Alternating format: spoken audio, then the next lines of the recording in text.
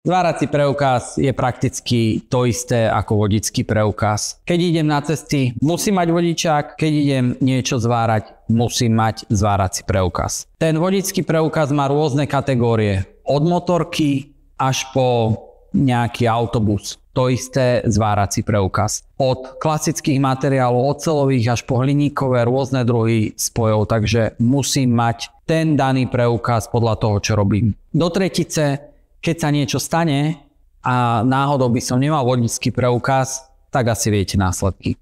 A to isté platí aj pre zvárací preukaz.